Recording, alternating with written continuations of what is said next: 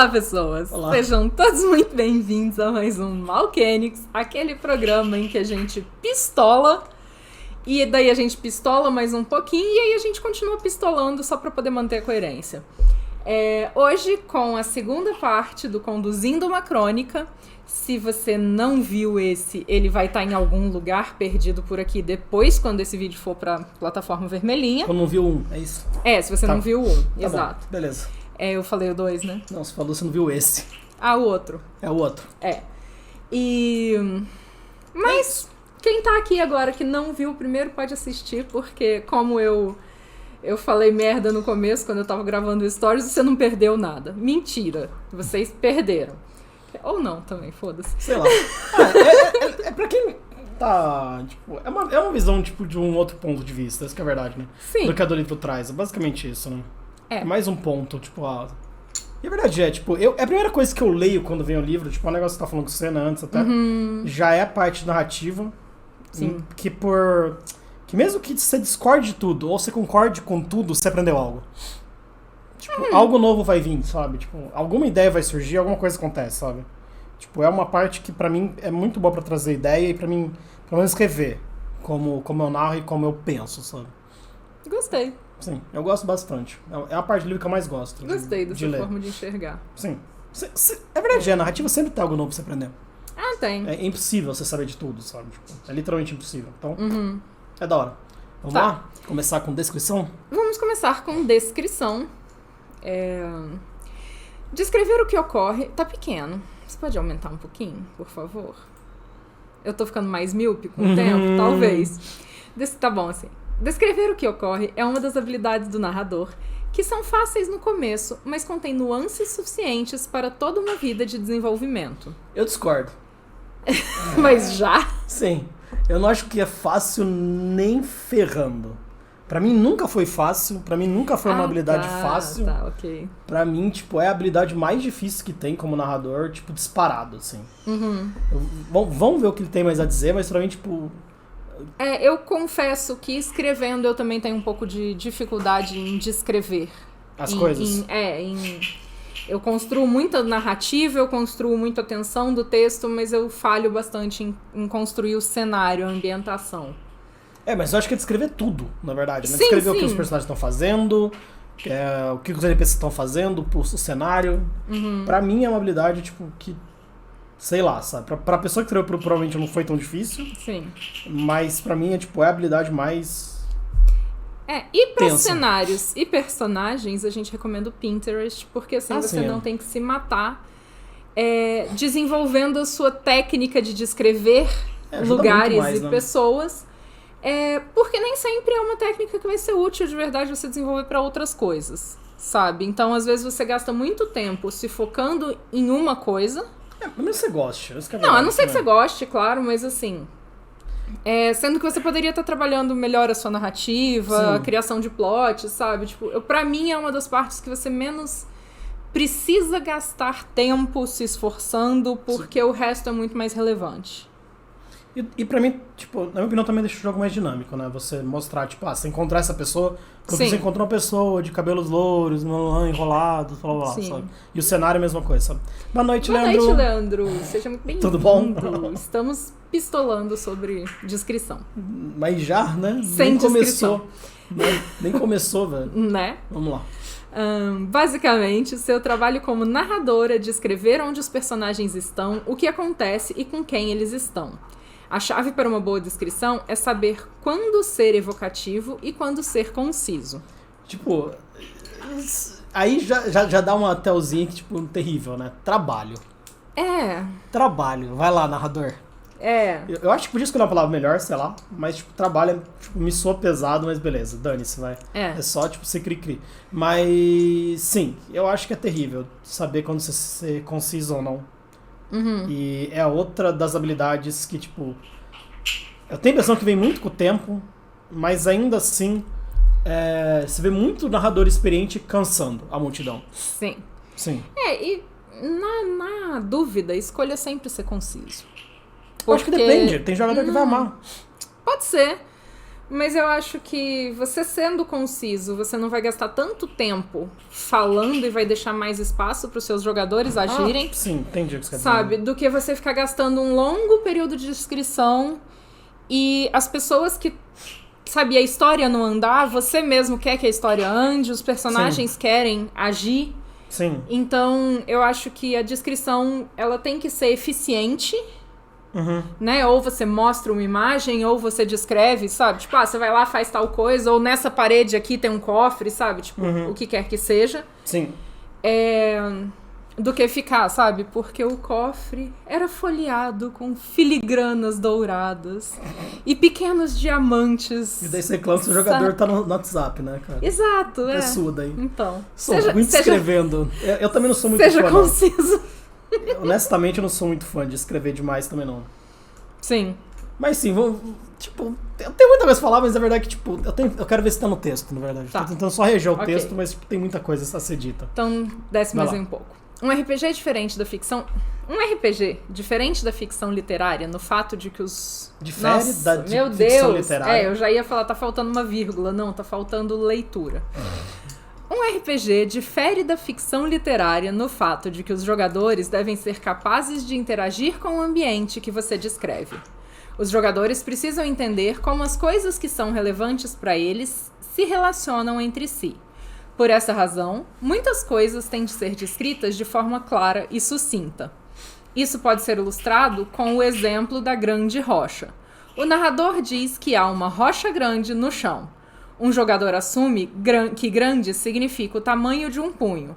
Outro, que grande significa o tamanho de um carro. Essa seria eu. Quando eu falo uma rocha grande, eu penso num... O problema surge quando um personagem tenta arremessar a rocha, enquanto o outro tenta se esconder atrás dela. Se a rocha for uma característica relevante no cenário, o narrador precisa descrevê-la com linguagem menos ambígua para garantir que todos os jogadores compreendem o que seus personagens podem fazer com elas. Posso ser ácido pra caralho? Pode. Por que o livro não leu essa parte antes de escrever ele mesmo, né? Mas tudo bem. Não, sobre a rocha. Eu acho o seguinte, de forma geral eu gosto muito de ter a liberdade de virar pro narrador e falar assim, tá, tem algo que eu possa arremessar? Ou então, tem algo que eu possa me esconder atrás? E se for coerente com a cena, o narrador diz que sim ou não. Sim. Sabe? Tem uma pedra ali no canto que você é capaz de segurar com uma mão. Ou não, tipo, tem uma pedra gigante que você não pode arremessar. Sabe? Mas o ponto é que, tipo, você se esquiva, na verdade, do problema, porque, tipo, eu não usaria a frase tem uma rocha grande. Tá. O problema é quando você tá jogando com um narrador que a descrição dele do cenário tem várias mesas aqui e tem várias pessoas, sabe? O que você quer fazer? Eu vou tentar me alimentar. Tá, você vai tentar se alimentar, as várias são só 4, elas estão juntas e vão perceber que você tá tentando se alimentar de uma delas. Tá, ok. Entendeu? Entendi. Saca? Enquanto daí pra outra pessoa, vários poderia ser, tipo, centenas, entendeu? É uma rave, saca? Sim. O lugar. É isso que eu acho que ele tá querendo falar pra esquivar. Mas provavelmente o que eu perguntaria tem alguém sozinho numa mesa que eu posso tentar, sei lá, seduzir e levar pra um canto? Sim, eu entendo, mas tipo, você percebe que você precisou ter experiência Tá, entendo. Pra tomar uma iniciativa diferente do que, tipo, você só precisa agir. Porque, tipo, se eu já te contasse que tem uma pessoa isolada, sabe? Você tá numa rave, tem pessoas sozinhas que você pode se alimentar. Ok. Entendeu? Do que eu falar que tem várias pessoas, daí, tipo, seu bar com 4. Entendi. Entendeu? Okay. Tipo, tem como criar baits absurdas com descrições ruins. Tem, de fato. Esse que é o problema. Eu acho que é isso que eles estão trazendo de alarmante. Não roubem seus jogadores. E pra mim é meio engraçado essa descrição da rocha, porque, tipo, ela parece de D&D, ela parece estar no livro errado pra mim, mas tudo bem. Sim. Porque, tipo, cara, tipo, honestamente, quando você vai ver uma rocha, tipo, e ela ser relevante no jogo de vampiro, sabe? Tipo, é meio incomum. No mínimo incomum. E no D&D não. Então, tipo, pra mim parece que ela foi só roubada, sabe? Então, a Lorena e o Davi precisaram achar uma rocha pra eles terem, né, apoio, assim, no meio da floresta. Tá, a rocha mas foi... você entende. Não, eu sei, eu tô zoando. Ótimo, você precisou uma vez de uma rocha. Uau, em 600 horas. Caramba, é realmente relevante. E quantos prédios você viu, sabe? Em quantas cenas de várias pessoas você viu? Sim, não, é uma zoeira. Horrível, é uma zoeira. Porra, né? Lagírios. Eu uso descrição pesada só pra criar, de fato, peso naquela cena. Um personagem melhor descrito é mais fácil ter conexão com os jogadores e logo criar sentimentos. Pra ferir quando eu matar o NPC. Ai, que dó! Não seja malvado. E o Leandro, eu uso poucas palavras genéricas. Concordo total também. Eu odeio palavras genéricas. Pra mim só atrapalha também a narrativa. Sim. De forma geral, o que eu penso cria uma cena na sua mente... E quando o jogador te questionar se tem ou não tal coisa, se mantém fiel a essa cena, sabe? Porque eu já vi narradores que... Vão moldando, né? Vão moldando de acordo com como ele quer guiar aquela história. E várias dicas nesse sentido também, de você ter algo meio que em branco e vai moldando, né? Sim. Sim. E eu acho isso péssimo, assim. Eu prefiro 1000 vezes que o mundo seja coerente... Porque senão eu tenho a sensação de que o jogador não tem escolha de verdade, sabe? Que você tá forçando de um jeito. Um exemplo, aconteceu um acidente em tal lugar em que a gente estava circulando livremente o tempo todo. No momento que o acidente aconteceu, tinha uma câmera apontando pro lugar que a gente já tinha passado e repassado. Entende? Por quê? Só porque era interessante pro narrador que a gente gastasse tempo tentando apagar as imagens daquela câmera e não chegasse no ponto... sabe, de resolver, porque, tipo, era pra ser uma dual shot, não era pra resolver de uma vez só, então... Entendi, então criar algo vai rolar. Mas assim, não, essa câmera não existia, ela passou a existir no momento que o narrador precisou enrolar a galera. Isso eu não curto. Eu acho muito melhor, ok, acabou, sabe? Beleza, vocês resolveram o problema. Sim, eu também prefiro. Entende? Se não tinha câmera no início, ela não pode ter brotado da parede. Sim. Mas enfim, isso sou eu sendo chata também. É que é verdade que, tipo, a gente tem um estilo narrativo diferente, tipo, muito mais voltado pra... Tipo, a coisa seguir uma linha, né? Guia, né? O problema é que quando o jogador começa a perceber muito isso... Mas eu acho que nem todos gostam. Tem jogador que acho que gosta, na verdade. Tipo, eu acho que, tipo, então, eu tem já dos dois gostos, sabe? Jogadores reclamando do narrador fazer isso, ao mesmo tempo que, como narrador, eles fazem. Uau. Isso é interessante. Sim. Isso é realmente interessante. Mas eu sinto que, às vezes, quando a pessoa começa a perceber que as coisas estão sendo manipuladas, ela perde um pouco a confiança no narrador. Sabe? E é o que eu sempre falo. Pra mim, jogar RPG é uma relação de confiança. Sim. Porque como eu tenho uma imersão muito grande e eu sou charlover pra caralho... Colocar um personagem que eu amo na mão de um narrador que eu sei que vai tentar me fuder intencionalmente não faz sentido, é extremamente frustrante. Sim. Pra mim acaba um pouco da graça se eu não tiver... Se os jogadores só seguirem o caminho que, tipo, entre aspas, eu previ, eu acho uma bosta jogar. Tanto que o que você mais se diverte é quando eu tiro umas ideias malucas de trás da orelha. Pra mim a melhor coisa é quando destrói o plot, velho. Sim. Quando, tipo, você espera que vai acontecer algo e nada daquilo acontece. Do tipo, os NPCs já tem planos. E você, tipo, quebra, entre aspas, e é forçado eles terem uma reação muito diferente da situação. Isso é uma coisa que eu gosto muito quando acontece. Sim. Eu acho bacana pra caralho. Tipo, a gente cria um plot de que a pessoa é abraçada, largada, adotada pelos Tremere. E aí existe, né, algo que todo clã deseja, que é ter um representante ali no negócio das arpias. E aí o seu jogador resolve que ele quer criar um circo na cidade. E que ele quer passar as noites dele reformando a casa da Kotori ao invés de lutar pela posição política dele. Divertidíssimo. Mas eu deixei, entendeu? E daí eu tive que criar um circo, de fato. Né? Quem nunca? Né? Quem nunca? Pensar, putz, quais personagens entrariam numa eu acho que todo mundo dessa ia concordar que tipo, uma das coisas mais legais é arrumar a casa da Kotori e fazer um circo. Principalmente quando você tem um mentor Tremere, que tem aquele negócio de fazer as coisas surgir da palma prego. Da mão. Economiza você grana, chega pra ele e fala assim, eu tô sem grana, mas tô precisando de uns pregos, você não pode arrumar uns pra mim, não? Tipo, o mentor com aquela cara de puta que pariu, cara. Toma essa merda porra, aqui. Mas sai da minha frente, né? Sabe? Exato. Vamos lá? Vamos.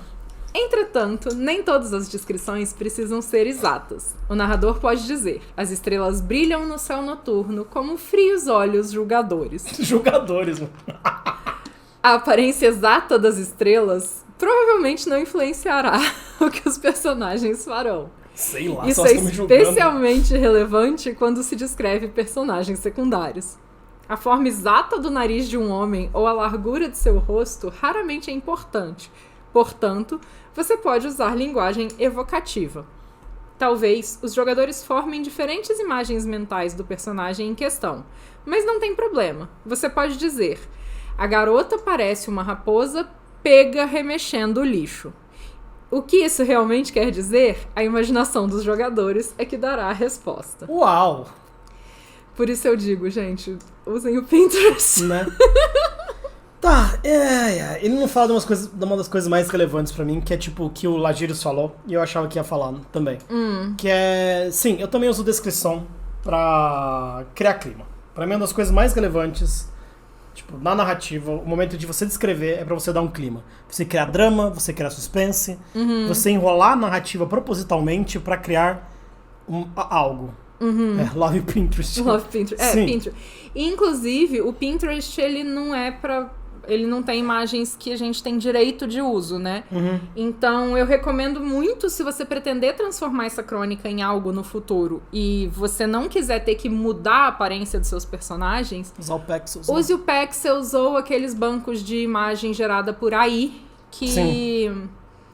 Mas não esses de gerar cena mesmo. Tem um que gera rostos, né?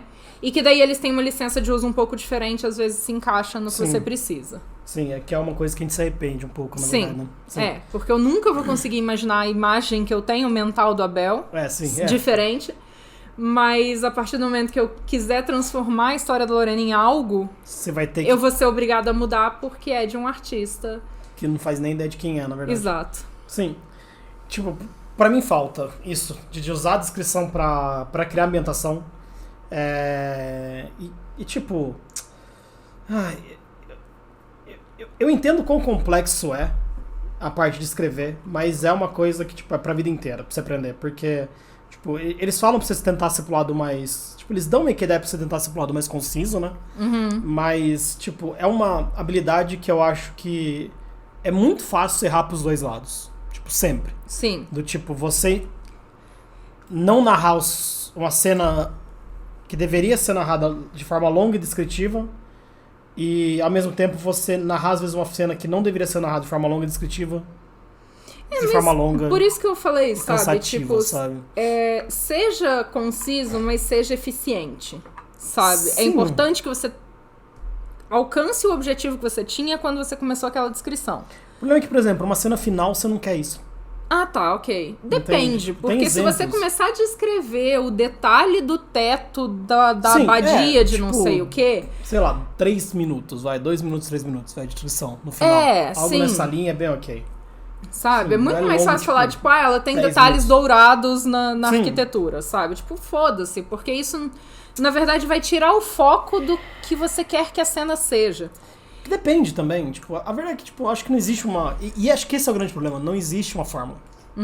Essa ação que eu tenho. Porque às vezes pode ser relevante, sim, a abadia, sabe? Entendo que vai ser raro, mas ela pode ser relevante, tipo, a descrição do dourado e tal, pra focar a riqueza. Então, mas você pode dizer que o local é ricamente ornamentado e ele tem detalhes em dourado no canto das paredes, sabe? Você não precisa, tipo...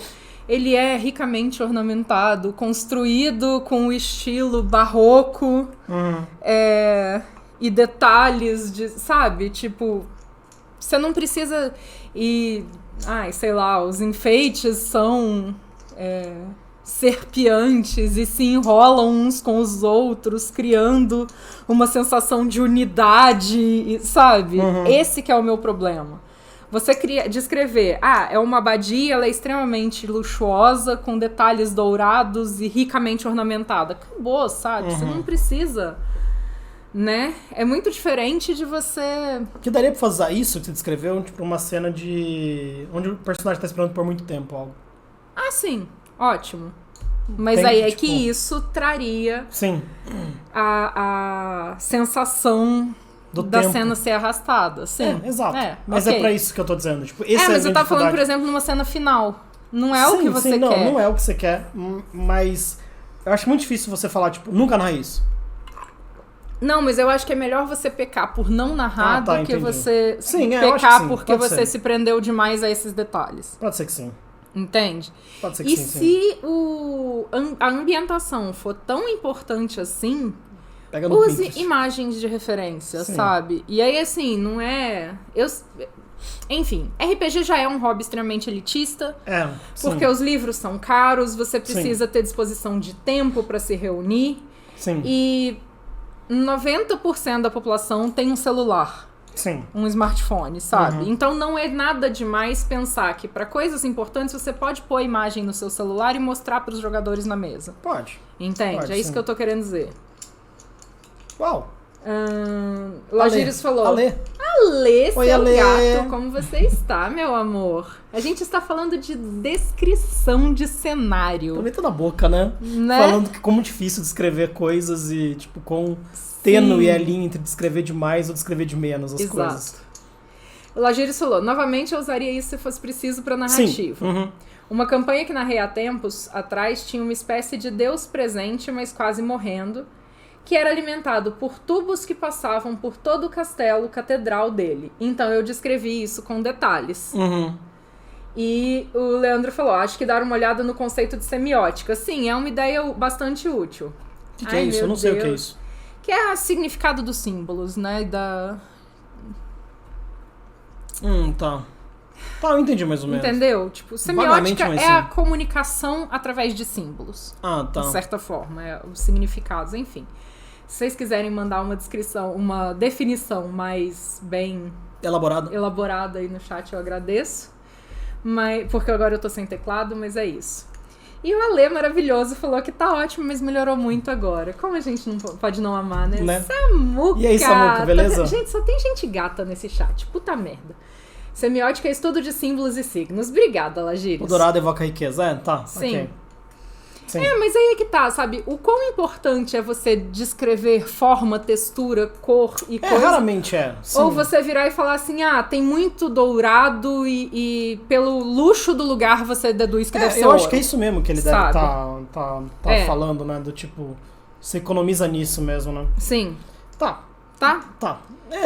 Descrição é uma das coisas, pra mim, tipo, como narrador, das mais complexas. Sim. E, tipo, quanto mais você pensa, mais você acha motivos pra pensar sobre, tipo, e formas diferentes de usar. Sempre. É impressionante pra mim. Do tipo, você falar de... Que eu acho que cai nisso também, do símbolo você falar que tá chovendo, você usar o dourado de uma forma que, tipo, pareça... Que, tipo, é dourado, tá com os filetes, mas tem alguns quebrados, tem alguns desgastados. Sim. Do tipo, o lugar tá desfazendo, sabe? Tipo, ele já foi luxuoso, mas ainda é mais. Sim. Dá pra usar muito isso também. Tipo, é um negócio que pra mim é fascinante. De fato. Mas eu acho que um pouco é isso, sabe? O quão relevante é pra cena você descrever, ou o quão relevante é pra cena você torná-la uma cena arrastada. Sim, e outra coisa também é que, tipo, é um erro que eu cometo, que eu não jogo bait o suficiente, mas eu acho muito interessante, tipo, você sai do seu abrigo, estão arrumando cabo de energia. Você naturalmente sai do seu abrigo, tem, tipo, carro de polícia passando, sabe? Jogar umas coisas aleatórias, sabe? Que, tipo, tem a ver com alguma coisa da cidade, mas que, tipo, não atinge diretamente os jogadores, só cria caos, sabe? Na cabeça, entendeu? Também, que são baits. E, tipo, quando for algo de verdade, quando estiver arrumando pela 5ª vez o negócio... Você começa, porra, o que tá acontecendo, sabe? Tipo, entende? Tipo, você começa a causar um caos. Você faz o jogador querer pesquisar isso, sabe? Tem uma coisa que eu acho que eu tava pensando agora, e eu acho que a solução pra essa questão toda da descrição tenha em mente o que você quer com essa descrição, né? Qual o seu objetivo com essa cena. Sim, muito boa. E se ela vai contribuir pra narrativa, ou se ela é só uma, sabe, tipo... Ou se ela só vai arrastar da sua habilidade de descrição, né? Sim. Sim, interessante, sim. Bem interessante. Sabe, descreva dele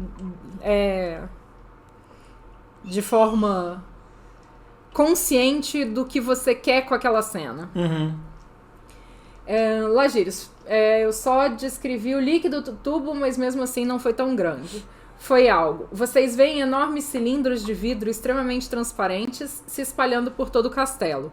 Vocês diriam que na verdade era dourado, mas com uma olhada mais atenta vocês notam que é um líquido ícor, a fonte do poder da igreja e aparentemente o poder de algo aqui também. É super conciso. É super conciso. Sabe? Né? É super conciso. E o Leandro falou, tem uma coisa que é importante pra mim descrever que é cheiros. Nossa, nunca lembro. E eu acho que cai muito também... no que cada pessoa tem sensibilidade. Sente. Porque pra mim, no mundo real, cheiros já quase não existem. Sim. Então, tipo, eu tenho dificuldade de respiração e eu tenho dificuldade terrível de sentir cheiro, principalmente por causa de alergias. Então, tipo, cheiro é uma coisa que no mundo real não existe, então como eu posso descrever isso? E uma coisa que pra mim seria extremamente relevante, e aí é que tá a loucura da malcaviana, né? Porque música pra mim tem um significado muito marcante. Sim. Então, músicas específicas, em cenas específicas, tem muito efeito. Uhum. Mas eu não gosto de música enquanto a narrativa ocorre, porque eu falo que, tipo, vida real não tem trilha sonora. Sim, sabe? Exato. Então, se você tá numa boate, se você tá num ambiente, num restaurante que tem música ao vivo, sabe? Uhum. Se é coerente pro lugar ter música, eu acho fantástico. Sim. Agora, se não é coerente, eu acho que, pra mim, tipo, destrói muito da imersão. Nem fodendo, né? Sim. Então, assim, existe uma cena que o Davi sabe que é a música preferida da Lorena. Sim. E que, pra mim, eu tive que escolher qual música era aquela. Sim. Porque não fazia sentido continuar jogando sem ter aquela música em mente, sabe? De qual seria a música preferida da personagem. Sim. Agora, tipo, ela tá lá na casa dela, mexendo no computador, não faz o menor sentido que ela tenha o... Tenha algum som. É 2 Zs e um D só. Ele foi certo, então? Não sei. Idem pra mim, por isso foco nisso. E geralmente cheiro eu descrevo quando ele é relevante pra cena, sabe? Uhum. Então, é uma coisa ruim, porque eu nunca vou descrever o cheiro se ele não tiver algo diretamente ligado à cena. Sim. Mas eu não descrevo cheiros dos ambientes, de forma geral. Ele foca também porque ele também não tem, que ele não sente. Muito interessante isso. É um negócio que só passa desapercebido. Molecão das couves. E aí, beleza? Olá, molecão das couves. Gostei desse nome. Molecão das couves. Eu já vi com uma dica... Fantástica. Né? Uma dica pra enxugar a descrição é cortar os adjetivos desnecessários. Ótimo. A gente tentando achar milhares de jeitos de escrever, né? Mas sim. William, boa noite. Oi, Bruno, William. boa noite. Seus bandilinde. Eu uso o som dos ambientes quando tá online, o Ale falou também. No online. Se estão na rua, sons do tráfego. Se numa casa noturna, o som que tá rolando na pista. Sim. Isso eu acho fantástico também. Sim. Isso cria de fato uma ambientação que normalmente a gente não pensa também, né? Não pensa. E fora que dá mais trabalho, sabe? É arranjar mais trabalho pro narrador.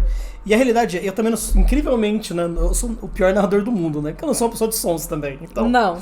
Então, tipo, foda-se, sabe? Tipo, eu sou uma pessoa extremamente visual.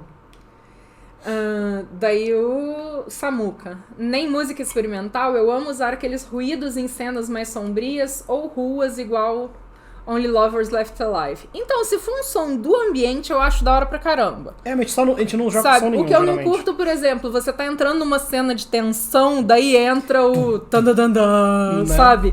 Pra mim, isso quebra a imersão, porque é exatamente o que eu falei, sabe? Tipo, a vida real não tem sons. A gente joga sem som, a verdade é essa. 99, sei lá, 100% do tempo joga sem som, vai. Basicamente. Sim. Lê, seu lindo. Obrigada. Obrigado. Bruno... Acabei de chegar de um evento, tô morrendo aqui, mas vou acompanhar vocês hoje. Tô ausente demais aqui já. Parabéns pelo canal, Bruno, também. E sim, gente, se vocês não viram aquelas, né? Já começa a divulgar, mas você criou o Instagram, foda-se. Né? O Bruno está criando um canal também pra falar de Mundo das Trevas. Sim. É Brasil by Night, o nome, ele já tem Instagram. Então vamos dar uma força no Instagram dele lá. O Dan vai jogar o link no chat. Nossa, eu discordo. Diga do que você discorda, Lagírios. Discorde, Lagírios. A gente adora você discordando. Eu gosto quando os jogadores se apropriam da cena e introduzem na narração algo que o personagem tá notando. Eu gosto muito quando o narrador vira e pergunta assim, como o seu personagem se sente a esse respeito? Sabe? Seja em relação ao ambiente, seja em relação a cheiros, gostos e etc. Então eu acho muito legal quando o narrador pergunta como o personagem se sente, pra a partir daí trazer uma uma narrativa diferente pra cena, sabe? Ok, já que você se sente dessa forma, tal coisa te causa... Enfim, mas eu acho que vocês entenderam, né? Eu discordo, mas acho que é totalmente pessoal. Tá. Adoro as questões de som, mas dá um trabalho do caralho. Sim, é um trabalho dá muito trabalho. Tipo, é pra uma superprodução, mas é puxado, é bem puxado. Principalmente porque escolher um som pra uma cena, e eu digo isso por causa da criação de jogo, por exemplo, das visual novels, é extremamente desafiador porque o som errado na cena errada, sabe, tipo, transforma a cena de terror em uma cena de comédia. Eu não sei se vocês já viram uns vídeos que circulam por aí da galera falando, tipo, pegando cenas de filme de terror e pondo música de desenho animado, por exemplo. Não, mas parece cômico mesmo. É hilário. E é bem isso mesmo, sabe? O som errado pode cagar completamente uma cena. Eu não sei onde você tá. Aqui. Porque uma das cenas mais marcantes que tivemos foi por causa de música. Tá, ok. Eu acho que é de cada pessoa mesmo. Sim, Se 3 pessoas entram numa mesma sala, cada um nota uma coisa diferente. Sim. Não faz muito sentido ter a mesma descrição pra todo mundo. É só pra facilitar a vida, né? De fato. Por isso que eu gosto da ideia de mostre uma imagem de referência. Ajuda muito a causa, né? Sim. É um negócio que exige um tempo de preparo, que é trabalhoso, mas no fim das contas isso se paga durante a narrativa. Se paga. Principalmente por causa disso que você falou, de que cada um vai notar uma coisa diferente na cena. Sim. Então isso ainda acaba sendo misturado ali com a narrativa. É muito mais imersivo também. Você vê o lugar, né? Pra mim, pelo menos, é muito mais imersivo. Tá, Instagram e YouTube, mas o YouTube tá sem vídeos ainda. Ok. Lagírias, que saudade. Molecão das Couves, fato. O narrador pode ajudar com aquilo que todos notam facilmente. Chama mais atenção e detalhes para como os jogadores interagem com a cena. Sim, excelente. Sim. Excelente. Que no final das contas é o narrador, né? Excelente. E eu gosto muito de descrições mais genéricas nesse caso, de, por exemplo, vocês entram num galpão. Ele é um antigo galpão industrial. Sabe, que tem aquelas vigas de metal no alto. E ele tá completamente vazio. Ou ele tem uns amontoados de caixa e pallet nos cantos, sabe? Tipo, descrições genéricas. Sim. Boa. Né? Olha, um bom treino é ouvir vídeos com audiodescrição ou tentar fazer audiodescrição para os outros. Olhos fechados são opcionais. Interessante, gostei. Interessante mesmo. Eu gasto mó tempo separando trilha sonora para cenas e depois esqueço de trocar. Ai, que droga. É foda, né? Isso é foda demais. Eu vira e mexe, eu preparo umas coisas meio aleatórias, assim, não necessariamente pra sessão, porque eu quase não narro, mas até mesmo às vezes pra vídeo que a gente vai fazer aqui, pra alguma live, eu separo um monte de coisa e daí chega no final, nossa, eu não abri nada, né? Tipo... Sim. Tá, Lagírios. Agora, eu admito que eu tenho extrema facilidade pra achar música e som por situações. Vou lembrar disso. Obrigada. Lagírios. Né?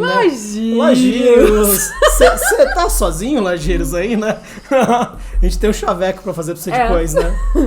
Perfeito, Tati. Uma breve descrição simples. Eu gosto sim. Acho que tem a ver com videogame desde os 4 anos de idade. Acho que não, porque o Dan também joga videogame desde os mais tenros anos da vida dele. É 4-3 também mesmo. E a única ligação que ele tem com música geralmente são músicas de videogame ou de anime. Geralmente. Que eu tô com a do My Hero na cabeça.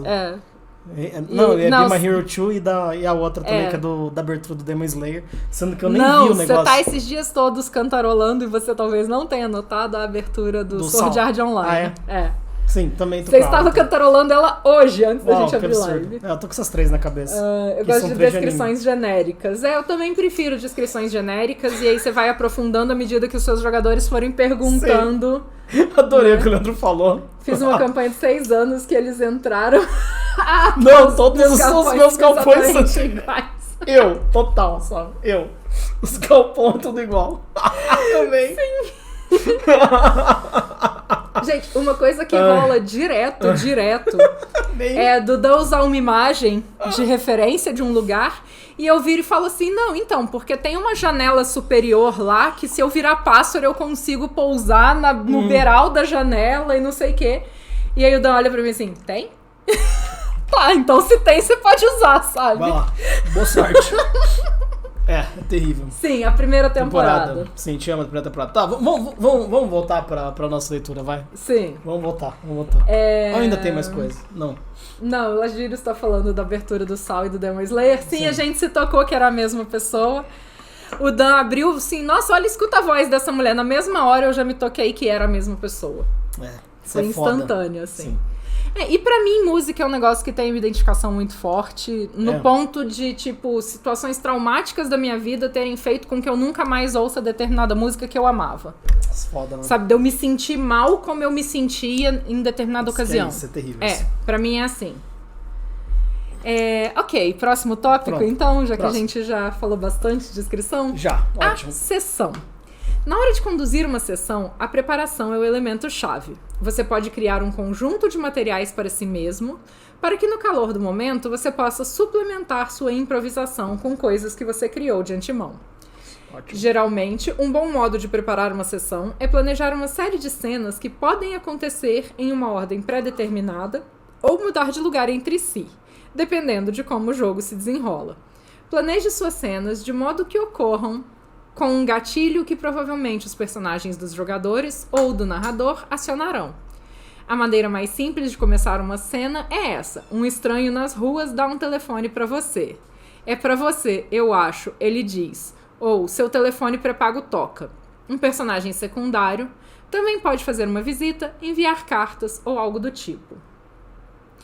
Pode continuar ou você não tem nada a falar até agora? Eu tô vendo que você tá se retorcendo. Eu não sei, é que eu não tô com medo de onde isso vai dar. Que, tipo, pra mim parece que você cria e você mantém elas. Você vai criar. Sim. Eu vou criar, tipo, a cena 1, 2, 3, 4 e elas vão acontecer com certeza. Sim. É isso que eu não curto. Elas vão acontecer.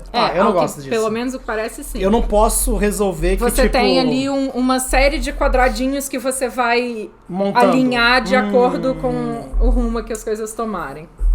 Eu acho que isso é um one shot, ok? Sim. Um one shot, ok? Mas quando você tá jogando uma campanha realmente longa, eu acho que, tipo, nem tão longa assim, umas 4 sessões, vai. Eu já acho mais legal deixar o personagem ter liberdade. Sim. Mas pra você criar algo, tipo, se eu tiver que escrever algo e tudo que eu escrevi, e na verdade só pode ser usado o que eu escrevi, eu acho que tem que ser assim mesmo, porque você não tem como usar a sua cabeça, daí mais. Sim. Você só pode usar o que você escreveu, você não pode mais imaginar assim. Mas se você puder imaginar de onde você tá jogando, você pode criar reações daí. Muito mais interessantes do cenário. Uma coisa que você faz e que eu acabei pegando muito pra história que eu narrei pra você e que funcionou maravilhosamente bem porque você não seguiu nada do que eu esperava, foi de criar o conceito da cidade, de como ela funciona, de cada lugar pertence a quem, de quais personagens, pelo menos os principais, têm interesse no quê. Sim. Sabe? E aí, a partir disso, o mundo reage. Sim. Sabe? Então, por exemplo, tá rolando a conspiração do Ravnus lá com os Ventru e com os Gangrel que foram expulsos da cidade? Tá. E ela vai continuar rolando. Se você se meter com eles em algum momento, eu sei o que eles vão fazer em relação a você e eu sei mais ou menos quanto tempo vai levar para que eles cheguem em determinados pontos críticos da história, sabe? Sim. E é meio que isso que eu gosto de fazer. E aí, se você quer consertar a casa da Cottery, se você quer interagir com as arpias, ou se você quer montar um circo, não importa porque isso está acontecendo. Então, não existe um gatilho pra ativar isso, sabe? Sim. Ela vai continuar acontecendo. Tipo, não vou mexer, vai acontecer algo, né? Vai gerar algo, né? Vai. O exemplo que eu penso aqui na história da Velvet, pra mim existe um momento da história da Velvet que é um dos piores narrativos. Tipo, ele traz uma coisa que é interessante porque ele guia a história, mas, tipo, é um gosto amargo que eu tenho da história da Velvet, que é meio que o Ash to Ashes. Que, tipo, pra mim ele foi muito preso. Ele existe um começo, meio e fim, e você parece que não tem opção de verdade nele. Não. Então, tipo, pra mim aquilo não é divertido narrar. E, pra mim não é divertido jogar, eu acho. Não sei, mas pra mim não é divertido, pelo menos não é divertido narrar. Então, a verdade é que você criou opções que não existiam no livro. É, exato. E, tipo, por ter essas opções torna mais interessantes, como, por exemplo, poder se aliar a Lorraine. E a Lorraine tá mó fim também de resolver o problema que, meu Deus, né? Óbvio que ela estaria. Mas, sim, tipo, pra mim, falta, saca? Tipo, e esse mal-estar que me causa em narrar coisas... Se eu criar dessa forma, esse mal-estar que me causa, sabe? Entendi. Que nem... um outro grande exemplo Porque você não sente que os jogadores são livres de verdade, né? E tipo... Legal, você já sei trazer respostas porque eu tô narrando. Se você não vai me trazer nada de novo, qual a graça de eu narrar? De certa forma, eu sei que tem narradores que preferem dessa forma que, sabe, tipo... É que pra mim não tem graça daí. Que é a velha expressão do, não, eles são meus peixinhos, eles nadam pra direção que eu quiser do meu aquário. Nossa, acho horrível. Pra mim, eu também não curto. Que, tipo... E pra mim essa é a grande dificuldade de one shot também. Conseguir criar one shot onde existe essa liberdade. Que é a mesma coisa do problema de criar visual novel, sabe? Tipo, porque você tá preso, você prendeu o jogador lá. Então... Tanto que nessa que a gente tava criando, que a gente tá criando agora, a gente percebeu que muitas vezes a gente dava a mesma escolha em pontos diferentes da história. Sim. E a gente começou a pensar se não ficaria cansativo. Mas a verdade é que em qualquer momento você tem a escolha de falar, putz, eu não quero mais mexer com isso, sabe? Sim, deixa eu pular fora. O que é bom, né? O que traz mais liberdade, né? Teoria, né? Acho que a gente tem que ir pro chat. Sim. Ale, um romântico como eu não pode ver essas coisas. Voltemos à programação normal conduzindo uma crônica.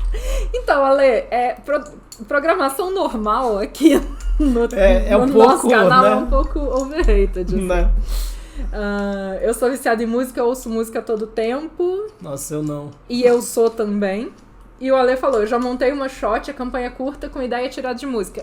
Isso a gente curte a ideia, e é uma coisa que a gente tem planejado pro futuro. Sim. Que é juntar uma galera de sugestão de música do pessoal e depois tentar criar uma história curta ou uma ideia de plot em cima das letras das músicas sugeridas. Sim, isso dá hora mesmo. Só que como é algo que vai demandar tempo e a gente tá enrolado com o jogo, a gente tá tentando... Como sempre a gente tá enrolado com alguma coisa, que parece, pra variar, né? Sim, a gente não bate muito bem, pelo visto. Não mesmo. Né? Pra ver o vício em música. Pois é, Ale, eu te entendo. Pra one shot funciona melhor, sim, quando a gente monta uma coisa, né? Mais fechada.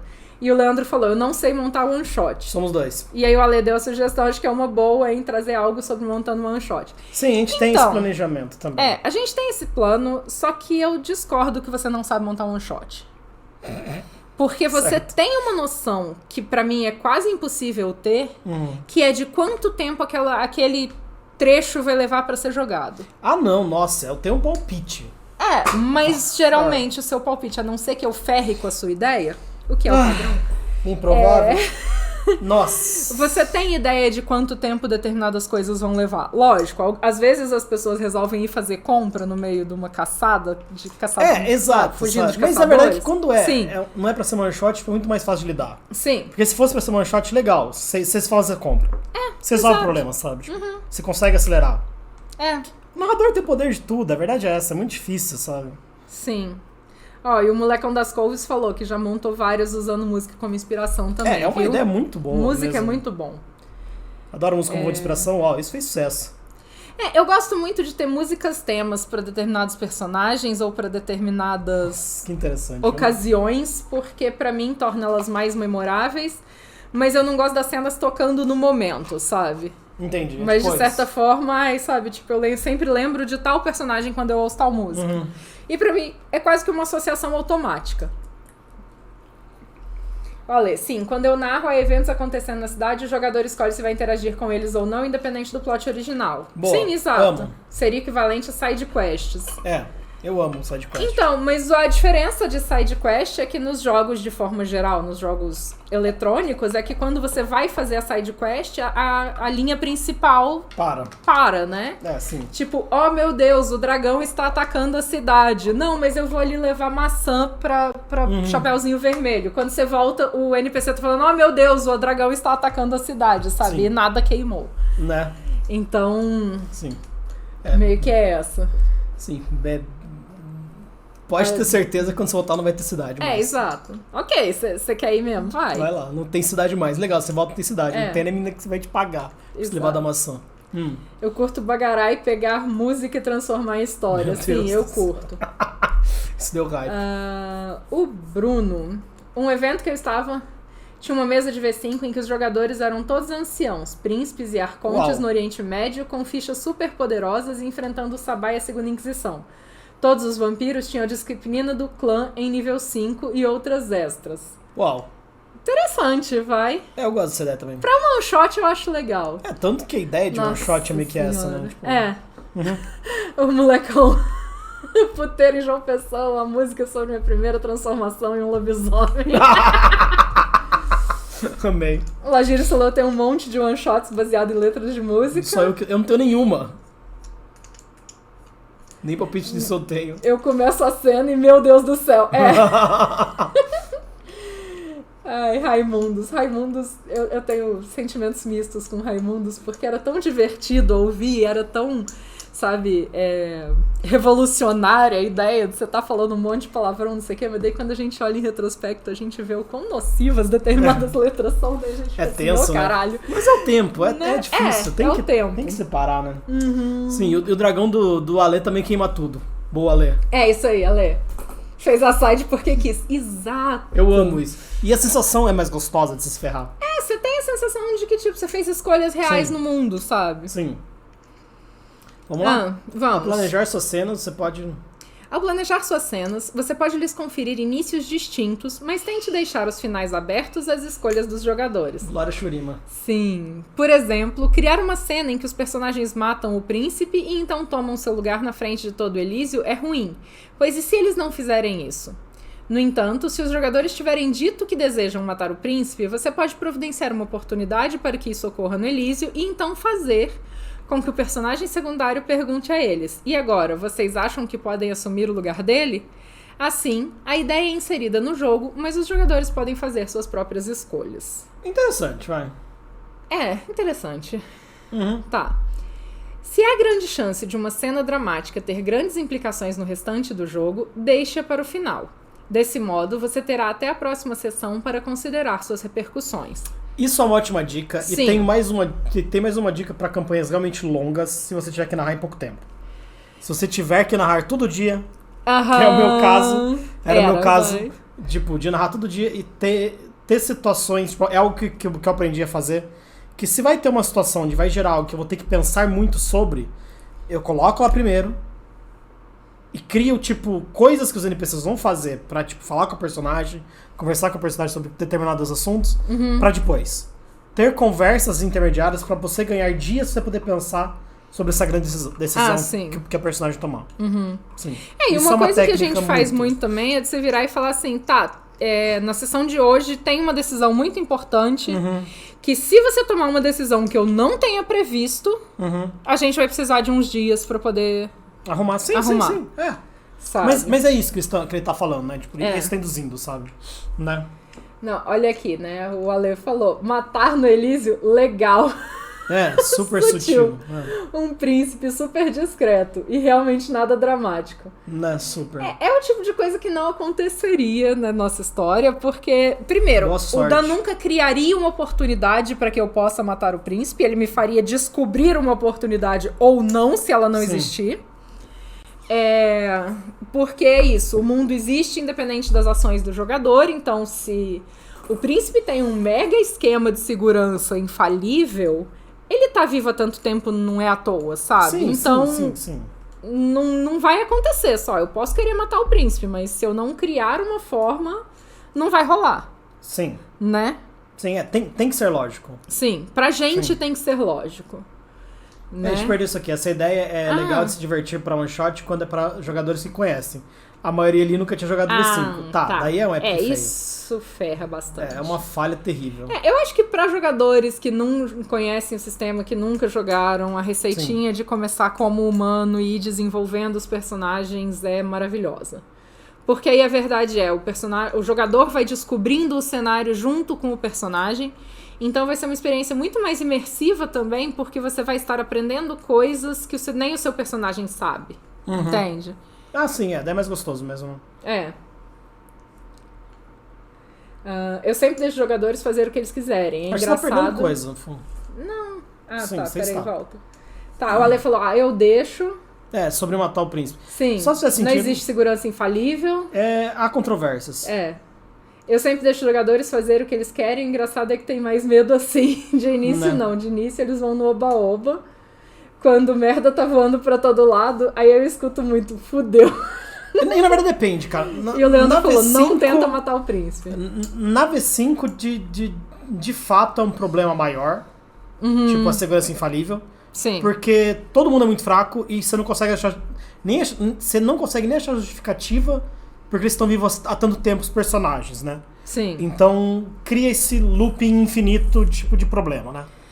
Sobre esse negócio de segurança infalível, eu preciso dizer uma coisa. Se você tem um príncipe que está no poder há bastante tempo e ele continua vivo, ou não vivo no caso, ele tem anos de experiência e ele tem muito mais recursos à disposição. Então a verdade é que ele vai poder prever o que você, um neófito de 15 anos, de 10 anos, tá planejando pra poder destruir se ele for um príncipe muito antigo, que também a gente não tá descrevendo, vai lá. Não. Pega um príncipe de 300 anos no poder. Não vai ser um neófito que vai matar ele, em teoria, sabe? Sim. Eu entendo que a V5 traz esse problema, e esse é o problema da V5, mas sim. Ele pode ser arrogante, mas o problema é que se ele é arrogante, ele já teria morrido antes. Exato. Então, você cria esse looping impossível, sabe? Se ele é arrogante, ele só vai ter morrido antes, ele não vai chegar onde ele tá, sabe?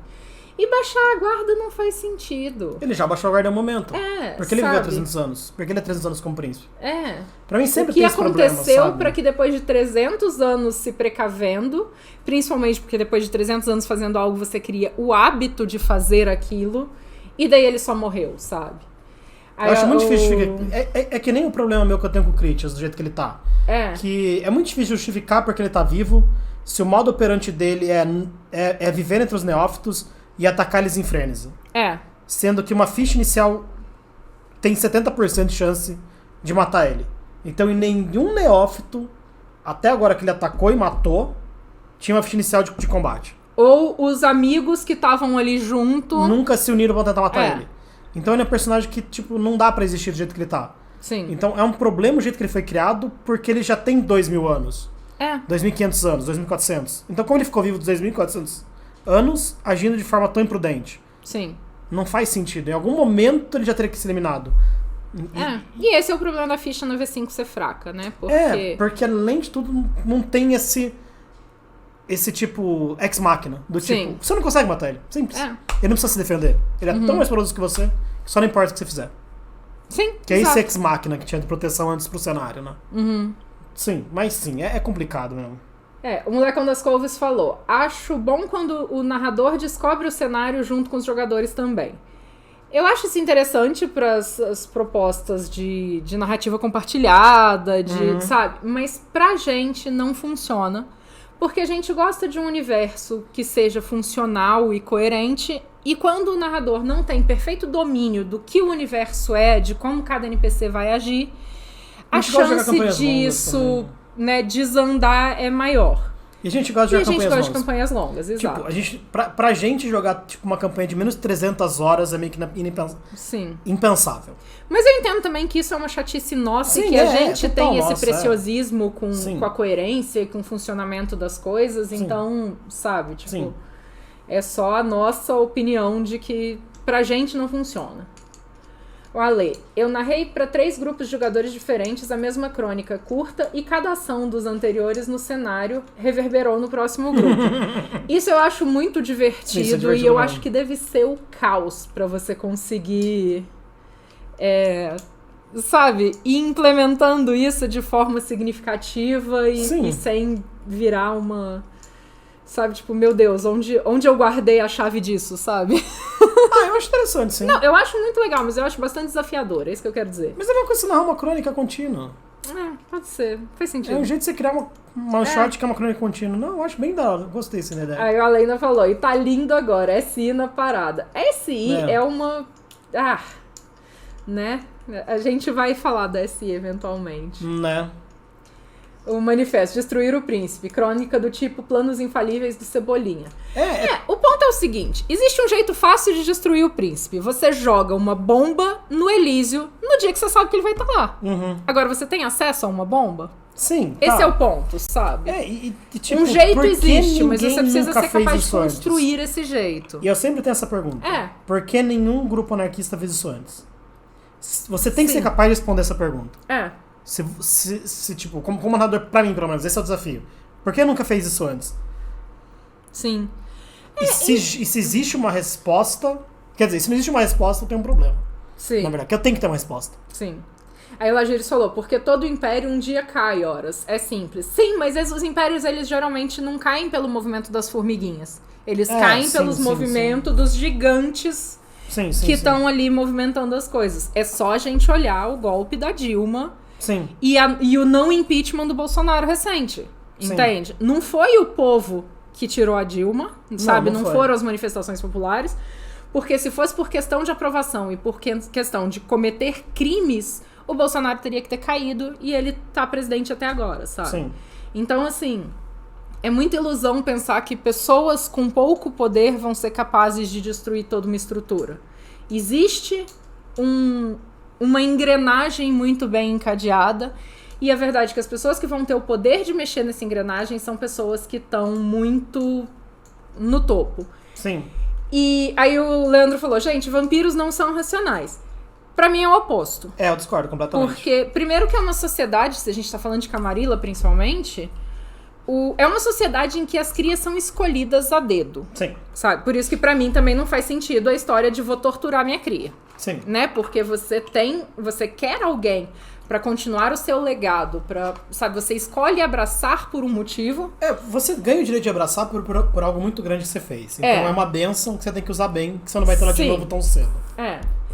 Então, isso já faz com que a sociedade vampírica esteja acima da média em inteligência, em beleza, em habilidades manuais, artísticas, políticas, de tudo. Porque você não vai escolher uma pessoa defende a CDE também, mediana. Eu acho que o cenário não defende que os vampiros são racionais, não. E se o vampiro não fosse racional, ele só sucumbiria à besta e a espécie não existiria mais. É a mesma defesa do negócio do sangue, né? Se vampiro só pensasse em sangue e não sentisse prazer com nenhuma outra coisa, a sociedade ruiria. Só ver gente viciada, né? Exato. Então, pra gente, essa questão do vampiro não ser racional não funciona muito bem porque não mantém o cenário existindo. A partir do momento que eles estão fazendo... Gente, que a nossa maior chatice é essa. O cenário tem que continuar existindo, né? Sim. A partir do momento que eles estão fazendo planos e criando métodos de mudar o governo, métodos de, sabe... A verdade é, eles têm que ser racionais, na verdade, porque existe uma forma de governo. Exato. Senão não pode existir uma forma de governo. Porque isso exige racionalidade. Animais têm formas de governo, mas muito mais precárias do que tipo xerife, príncipe, primogênito. Então ele tem que ser mais racional já do que um animal, né? Mas eu acho que provavelmente não foi tão longe quanto isso. Mas ele tá dizendo que provavelmente é menos racional ser humano. E eu acho que é o oposto, porque senão não existiria uma sociedade oculta por trás da sociedade humana existindo até hoje. E mesmo as movimentações que ocorrem do sabá começar a deixar de existir a partir do momento que você tem um aumento de tecnologia e de quebras da máscara se tornarem cada vez mais perigosas e tal, e a sociedade continua existindo. Então eles têm que ser extremamente racionais. Pra gente. Nada do que a gente fala aqui é... Tipo, não existe certo, a verdade é essa, né? Tipo, não existe. Sabe, é o que for divertido pra todo mundo. É que pra gente, se não fizer sentido, não é divertido. Exato. Aí o Lagiris falou, se dependesse só do príncipe. Então, não depende só do príncipe, mas eu acho que depende de uma série de fatores em que, tipo, um personagem novato não vai ser capaz de influenciar. Sabe? Eu entendo o argumento do só depende do príncipe, mas ele tá lá por um motivo. Ou ele é poderoso o suficiente pra ele poder tá lá, ou ele tem apoio suficiente pra ele poder tá lá. Então é isso. Que é uma coisa que a gente fala muito de Chicago, a gente tem opinião total contrária, né? De todo mundo. Que, tipo, o príncipe, ele tá no lugar que ele tá porque a Primigene quer que ele esteja. Sim. Né? No próprio Chicago by Night tá escrito isso, que a Primigene resolveu apoiar a Praxis do Kevin Jackson, e esse é um dos motivos dele estar no lugar que ele tá. Tudo bem que daí depois, quando a gente vai ler a primigênia é o caos, mas enfim. Sim, daí o Ale falou, eles têm sinal da sociedade cainida há semanas, que é a segunda Inquisição, né? Zero contato real com qualquer outro vampiro, além da Cottery. Ouch. Tá, eles não têm. Tá. Eles não têm sinal da sociedade cainita há semanas. E zero contato real com qualquer outro vampiro além da Cottery. Nossa, cara. O pânico que essa mesa deve gerar. Deve ser um clima muito legal. Sim. Molecão das coisas. Uma mente de 300 anos atrás não tem como prever tudo que um neófito que está ligado à tecnologia atual nessa época tem à sua disposição. Se ele tiver o defeito anacronismo, sim. Mas é outra coisa que a gente defende, que o defeito anacrônico existe porque ele é um defeito. Então não são todos os vampiros que vão ter ele. E é por isso que eu digo que vampiros abraçam neófitos com um motivo. Sim. Né? Então, se você não entende a tecnologia atual, você vê que isso pode ser um problema. Sabe, tipo, se eu desconheço isso é um perigo, você vai abraçar alguém que entenda. Sim. Ou fazer um carniçal que entenda. Sim. Ou dominar pessoas... que entendam, né? Sim. E, sabe, assumir uma empresa de tecnologia que entenda. Sim. Então, eu acho que é isso, sabe? Tipo, uma sociedade que se manteve no poder por tanto tempo, como é a Camarilla, vai ter métodos de se atualizar. Pra mim, a ideia de uma Camarilla de anciãos... Já teria morrido quando a pólvora foi inventada, tipo... Uma Camarilla de anciãos que não evoluem, que não, sabe, tipo, que não progridem, não sei o quê. Como eles existem até hoje. Existe meio que essa defesa bem mal feita no livro, mas daí você vai no Chicago by Night, o Damian já tem uma hacker no Nosferatu. Sabe? Exato. Tipo, porra, né? Então ele se atualizou, sabe? Os príncipes vacilam, os cenários e recursos mudam. Sim, a gente não tá dizendo que os príncipes não vacilam ou que é impossível dar um golpe. Não, o que a gente tá falando é que, tipo, o status quo tá de boa. O príncipe é o príncipe há 300 anos, todo mundo adora. Vai chegar o grupinho de neófito anarque. Tá aceito, sabe? Tá aceito. Pelo menos. Vai chegar o grupinho de anarque, vai chegar e vai destruir o príncipe no Elísio. Sim, não faz sentido. Sim, porque senão isso já teria acontecido antes. Sim. E o Ale falou, estão no nível de paranoia surreal. Ale, eu imagino. Eu me senti paranoica com a descrição que você deu. Me lembrou uma cena que a gente já jogou, mas que não durou tanto esse isolamento. Sim, é da hora mesmo. A verdade é que só funcionou porque minha gangrel virou pombo e saiu voando e achando o pessoal, porque... que era o caos, né? Porque senão teria sido bem surtante. Aí o Lagírios, mas como o Leandro disse, vampiros não são racionais. A gente discorda, mas enfim. Eu não sei da onde. Aonde vocês acharam essa informação, na verdade? Tipo, adoraria ler, na verdade. Pra vocês, o que é não ser racional? E também isso ajuda a causa. Né? Porque assim, eu acho que a gente talvez esteja usando conceitos diferentes. Opostos, né? 2, não depende só do príncipe. Existe toda uma sociedade que se beneficia ou não disso. Exato, mas isso é o que a gente tá defendendo. Exato, ele tá defendendo o mesmo ponto que a gente. O mundo muda, mas uma mente velha dificilmente muda. Discordo. Você é o mesmo de 10 anos atrás? Se você não é o mesmo de 10 anos atrás, as pessoas podem mudar. Sim, a verdade é, se eu não tivesse... A gente nasceu, a nossa geração, eu acho que a gente tá todo mundo falando de uma geração meio próxima aqui. A gente nasceu num mundo que não existia internet, que não existia celular. Sim. Sabe? E hoje em dia a gente não consegue ir de uma cidade a outra sem usar o Google Maps. Sim. Então a gente mudou. A tecnologia moldou a nossa vida como ela é atualmente, sabe? Sim. Quando eu tinha, 16 anos de idade, eu não imaginaria que isso que a gente tá fazendo aqui é possível. Não, nem fodendo. E pra mim eu me adaptei super confortavelmente a isso, sabe? Sim, nossa, nem fodendo. E a verdade é que os tempos mudam, só que eles não mudam de forma tão brusca quanto eles estão mudando agora. Sim, e tem outra coisa que eu acho que as pessoas têm na cabeça, que é tipo... É um negócio que foi tão batido que eu também acreditava antes, mas que é cientificamente errado. Que quanto mais a gente envelhece, pior fica a nossa mente. Sim. E não é verdade. A nossa cabeça só para de aprender quando nós paramos de usar o cérebro. Sim. Porque a realidade é, eu nunca tive tanta facilidade de aprender como eu tenho hoje em dia, na verdade. Você aprende skills, você aprende habilidades de aprender quanto mais você aprende. Sim. Você começa a aprender cada vez mais fácil, mais rápido, sabe? Tipo, eu sei que é experiência anedótica total, mas a minha mãe, ela tem 77 73 anos, acho que é isso. Minha mãe tem 73 anos. Ela nasceu num mundo que não existia digital mesmo. Assim, é. Né? Com certeza, ela foi a primeira engenheira mecânica do estado do Espírito Santo, que ela só foi aceita porque o nome dela estava escrito errado, acharam que era um nome masculino. Ótimo. E hoje minha mãe é analista de sistemas e trabalha para uma empresa que faz comércio exterior. Sabe? Ela transformou todo o sistema da Receita Federal, de logística, de fronteira, de aduana, não sei o que não existia automatização, ela conseguiu, com um sistema externo, automatizar isso tudo para a empresa para a qual ela trabalha. Sim. Sabe? Então, assim, você vai dizer que uma pessoa não consegue evoluir com o tempo? E fala que outra coisa, né? Tipo, mesmo se acreditar que o cérebro parar de evoluir, eles estão presos no tempo com o cérebro perfeito. Sim. Com o cérebro de alguém de 20 anos, capaz de aprender tudo. Sim. Então também tem esse problema, né? Mesmo se acreditando. Eu acho que vão ter os anciãos que vão se prender no tempo e vão falar, não, no meu tempo era melhor, como a gente tem hoje em dia, mas... Sim, sempre vai ter os sabe, a gente tem outras pessoas que têm uma capacidade de aprendizado que é assustadora. E outra coisa que eu acho que esquecem também, tipo, vão ter tido 300 vampiros abraçados naquela época. Vão ter centenas de vampiros abraçados naquela época. Existe uma razão porque sobrou 5. Sim. Eles eram 5 melhores. Exato. Eles eram 5 que souberam viver. Tem esse ponto também. Concordo. Que, tipo, é puro evolução, né?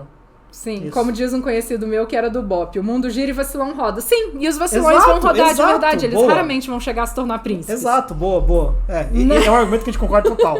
Mas eu acho que ele usou em outro sentido. Tá, ups. Aí ela diz, não precisa ir longe. Veja só quantos esquemas políticos são derrubados. Como isso acontece? Por que isso acontece? Deslize ou alguém que tá lá futucando de alguém até alguém cometer um erro. Exato, mas não é você que vai... sabe? Sim, o príncipe que faz o príncipe cair. Ótimo. Ele tá argumentando a mesma coisa que a gente. Sim. O que eu tô dizendo é uma engrenagem muito complexa, em que dificilmente uma cota de neófitos vai ser capaz de se meter, entendeu? Delas, tipo, a menos que ela esteja sendo parte de alguma coisa, ou já existe um jeito disso não estar estável. Sim. Mas sim, defendendo que está estável, é difícil eles destruir essa estabilidade, sim. Sim. Eu também acho. E a ideia de tacar uma bomba também tem que ter um motivo. Eu acho que a gente tá defendendo a mesma coisa, só que a gente tá olhando pra ela por ângulos diferentes, sim, Lagiris. Acho que sim. Mas sim, o sistema ele vai mudar, erros vão acontecer, mas eu não acho que, tipo, num sistema estável é um neófito que vai fazer a diferença, sabe? Não sou eu que vou conseguir ir lá e tirar o Bolsonaro do poder. Sim, sabe? Nem se eu quisesse ir lá com um rifle pra matar o desgraçado eu seria capaz. Sim, você falharia provavelmente. Sabe? Mesmo. Porque ele tem uma equipe de segurança que é especializada nisso e nunca um amador com um rifle seria capaz de atingir o presidente. Sim. Existe uma razão pra isso não acontecer. E assim, isso aconteceu no passado, mas isso vem se tornando cada vez mais raro ao longo do tempo, sabe? A gente tem John Lennon, a gente tem o Papa, mas há quanto tempo isso aconteceu? Sim. Né? Existe uma razão pra isso. A política brasileira atual já é um péssimo exemplo de como funciona o lance todo. Exato, manifestos. Obrigado. Alê. O que a gente tá falando aqui foi justamente como iniciou a minha crônica. O príncipe tinha supostamente caído frente a uma ação anarquista. Interessante. É claro que formigas derrubam... Exato, é o que a gente tá defendendo também. É claro que é as formigas que derrubam impérios. Não, é claro que é as formigas? Por quê? Então, depende. Se as formigas se unirem todas, é possível. Tá. Principalmente quando, agora na V5, que a gente tem um império extremamente frágil. Exato. Mas... E depende também, porque a partir do momento que, tipo, todos os vampiros são frágeis, o exército do Kevin Jackson vai conseguir fazer a limpa, É uma entidade, né?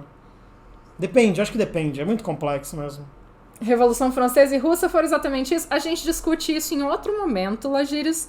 Mas é uma falha. A verdade é que sempre existe uma peça, porque na verdade quem fez a Revolução Francesa foram os burgueses, foi a burguesia. Que eles não tinham... A Revolução Francesa aconteceu por quê? Existia a monarquia, que estava no poder e que mandava em tudo, mas o grande poder econômico não estava mais na mão deles.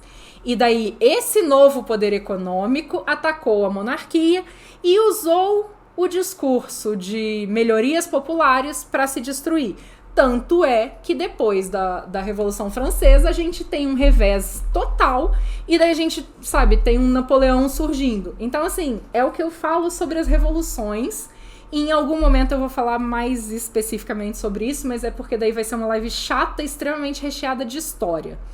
Mas as revoluções acontecem porque motores internos do sistema de posições importantes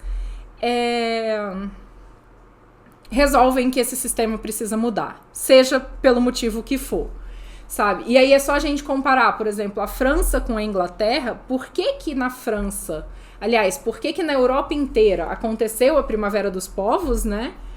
E na Inglaterra não, sabe? Qual foi o mecanismo de mudança social que fez com que a Inglaterra continuasse uma monarquia até hoje, enquanto o resto do mundo acabou entrando nessa onda da mudança burguesa dos sistemas políticos? Sim. Né? Mas daí isso exige da gente pegar e construir todo um raciocínio histórico por trás disso, e isso eu posso fazer, mas vai ser extremamente trabalhoso e eu não sei nem se vai ser divertido. Mas é por isso que eu falo, eu não gosto de revoluções, porque eu acho que revoluções não têm resultados duradouros a longo prazo, pelo menos não para grande massa. Uhum. Porque é isso que acontece, né? No fim das contas, o trabalhador rural, o trabalhador comum das fábricas continuou tomando na tampa, exceto em mudanças bastante sólidas que ocorreram com uma série de greves, com uma série de demandas e com uma série de análises do próprio capitalismo de que aquilo seria melhor para a rentabilidade e para o rendimento dos funcionários do que propriamente porque isso vai ser melhor para o povo, sabe? Mas enfim... Eu acabei indo meio longe. Eu não estou ouvindo ver a resposta de vocês porque entrou comercial. Eu não sei em que ponto você perdeu, fodeu. Leandro. Fodeu. E o Bruno tocou num ponto importante, Daniel. Esses pensamentos de extremismo precisam ter uma coerência interna, pelo menos na mente do narrador, para não serem efetivas. Exato.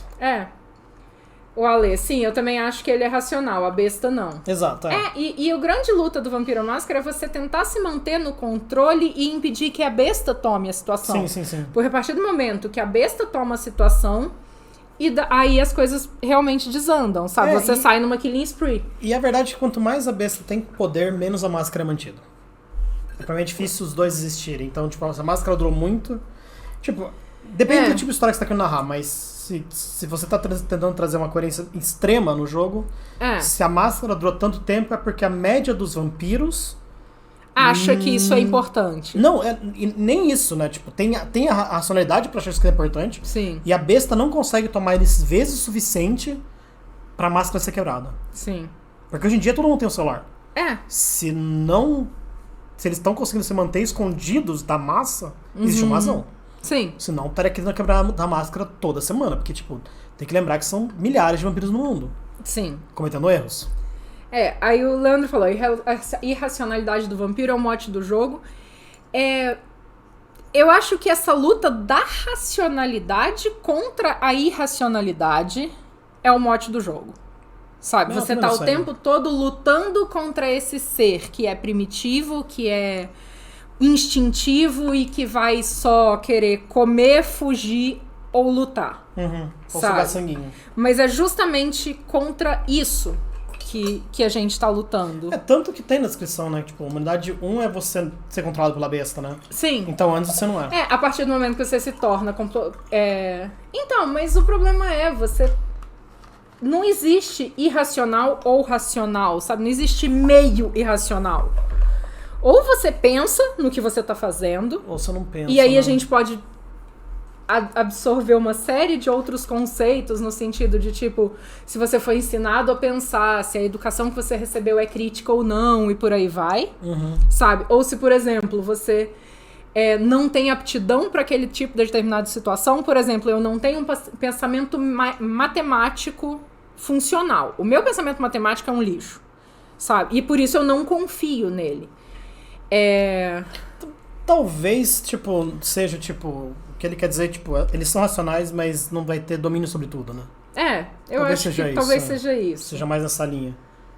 É o que mais faz sentido.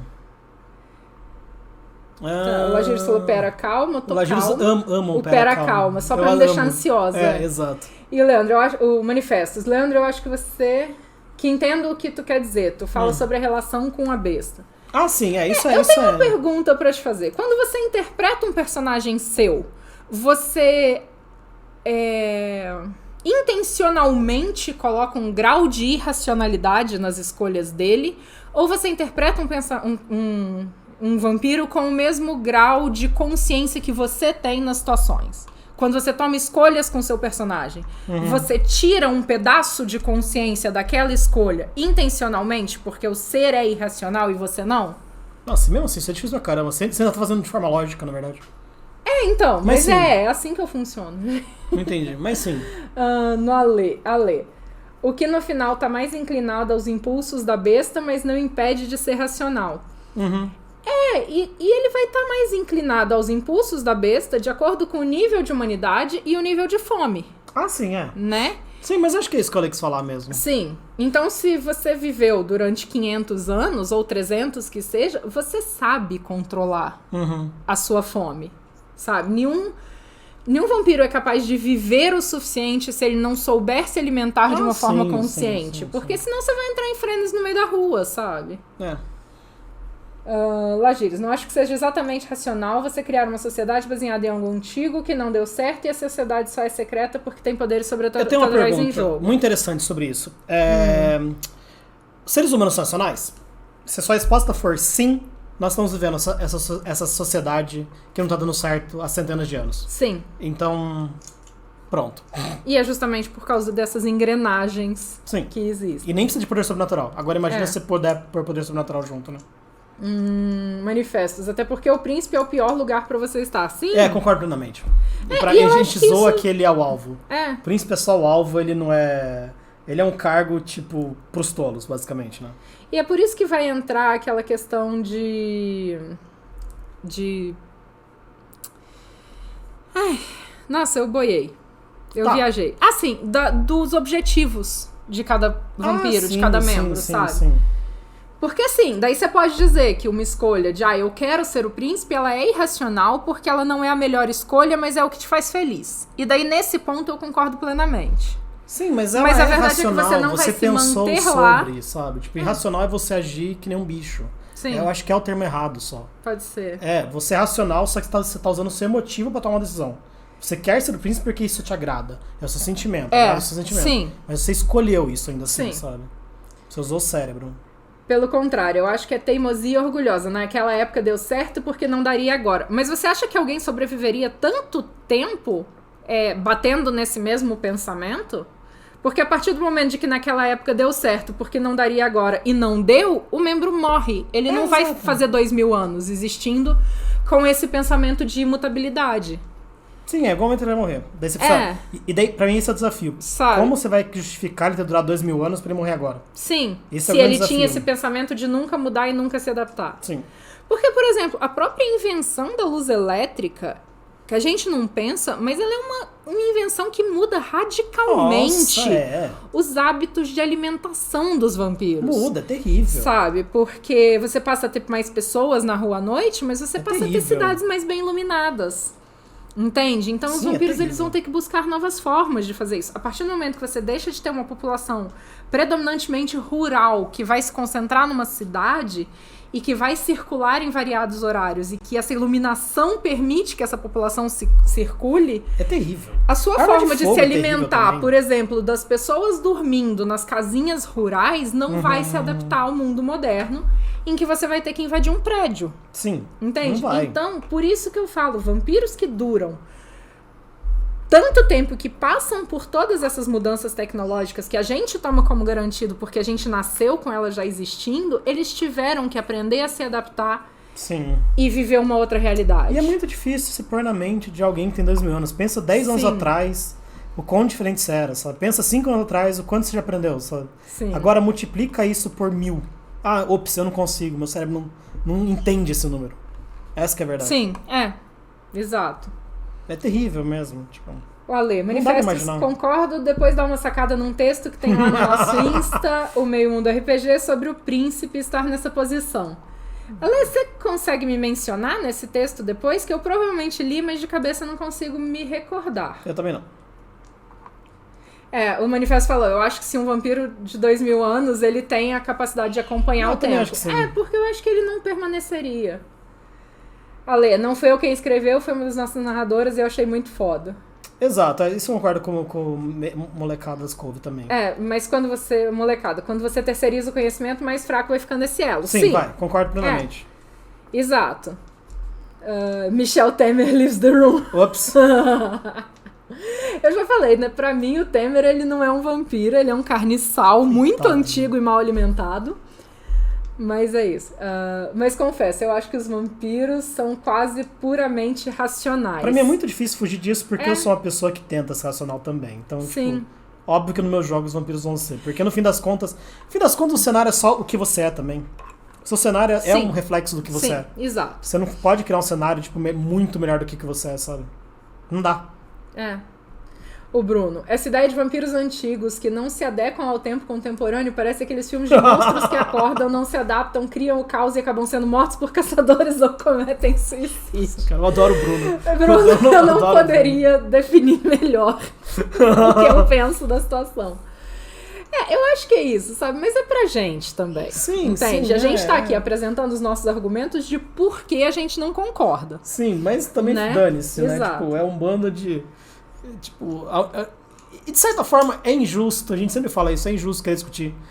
Sim, enquanto a gente tá aqui com o microfone, vocês são obrigados a escrever. É só injusto, sabe? Por isso que a gente tenta ler tudo e dar voz, mas sim, é só injusto mesmo. E eu gosto muito do que o Ale falou também, né? Eu só puxa saco da Ale também, né, Ale? O que eu quero falar, a gente tá concordando 97% do tempo, né? Sim, terceirizar tem seus problemas, mas eu acredito que não agem igual. Cada príncipe ou vampiro tem seu modus operandi. Eu concordo totalmente 100%. com isso. Sim, e que é interessante, né? Sabe? Mas é o que eu falo desde sempre. Se a gente tem um defeito que se chama anacronismo, e aquele ancião não tem esse defeito na ficha, não pode ser assim, né? Ele tem que se adaptar aos tempos, porque senão não era um defeito. Era uma característica comum. Sim. Sabe? O Leandro falou um negócio que, de novo, colabora um pouco com a nossa defesa. Ninguém faria algo tão estúpido quanto ataque direto ao príncipe sem apoio. Mas é isso que a gente tá falando. É isso que a gente tá tentando dizer desde o começo. Que, tipo, que na verdade as pessoas fariam, mas isso tem que dar errado. Sim. Tipo, eu entendo que você não esperaria que elas fizessem, mas o que a gente acha que é estúpido ou não, a gente não pode tentar aplicar nos outros. Exato. E, tipo, sim, a verdade é que os anarquistas poderiam se unir e atacar o príncipe de forma idiota. Sim. E o jogo tá propondo isso. A ideia que eles propõem é você atacar de forma estúpida. Ele não diz que você tem... um preparo, você tem alguém de dentro que te garantiu sabe? Eles dizem que você vai atacar e dane-se, sabe? Tipo, que eles querem matar o príncipe, foda-se. Por quê? Porque sim. E aí o Lagiris mandou, olha quantos se consideram conservadores aí, pô. Eu me sinto mal só de falar o aí, pô, né? Mas enfim. Você já ouviu falar do... O Cristo. Coitado do Lagiris, cara. Mas Lagiris, nós te amamos, não xinga nós. A gente te ama, Lagiris, de verdade. Mas é por isso que eu também me sinto à vontade de... meter a boca, né? E com tudo, no Lagiris. Não, mas é por isso que eu me sinto à vontade de criar esse debate, esse diálogo também. Tem um conceito, que foi o conceito no qual o Marx se baseou para criar toda a teoria dele, enfim, né, de como funciona o capitalismo e de como funciona a história, que é uma teoria do Hegel, que é um filósofo que ele pegou e virou de cabeça para baixo, que é que a história ela não é nem teleológica, ou seja, as pessoas não evoluem com um fim, as sociedades, né, não evoluem com um fim. Então não existe o estado primitivo e o estado de iluminação plena, como se acreditava antes. E a história também ela não é linear. A história ela funciona como uma hélice, não uma hélice não, vai como um espiral, né? Sim. Em que as coisas elas vão sempre voltar em movimentos anteriores e vão evoluir um pouquinho, mas daí elas vão voltar naquele mesmo momento com um pouquinho mais de consciência e vão continuar girando, e em que cada volta dessa que a sociedade humana dá, existe um pedacinho de evolução, e daí existe elas, tipo, vamos colocar que aqui é um comportamento extremamente tóxico, vamos dizer que é o racismo. Essa sociedade, ela vai se distanciar desse comportamento ruim, ela vai chegar num ponto extremo a isso, só que ela vai começar a voltar. E em algum momento ela vai passar novamente. Só que quando ela passar novamente por aqui, uma grande parcela dessa sociedade já não vai aceitar mais determinadas normal, coisas que eram aceitas como normais antes. Como, por exemplo, a escravidão. Mesmo que ainda existam aqueles boçais que ainda acreditam, né, pô?